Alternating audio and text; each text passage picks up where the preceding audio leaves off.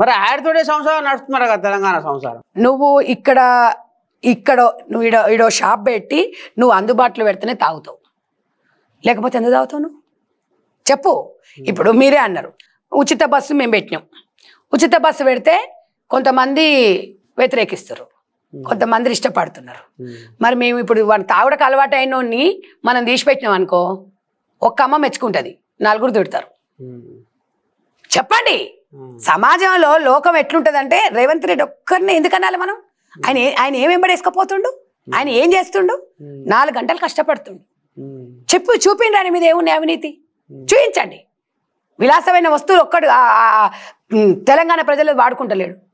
ఆయన ఇంట్లో ఆయనే ఉంటుండు, ఆయన కారులో ఆయనే తిరుగుతుండు, ఇప్పటికి తిరుగుతుండు, ఈ క్షణం వరకు తిరుగుతుండు, అలాగే తిరుగుతాడు. సర్కారు పరంగా ఏ పరంగా కూడా ఆయన నల్ల కార్లు ఏ కార్లున్నా అదే వినండి, ఏది ఉన్నా కూడా భద్రతా దళ ప్రకారంగా నామినల్గా ఏదో కారు ఎక్కొచ్చు తప్ప ఆయన సొంతంగా దానికి దేనికి కూడా వాడడు.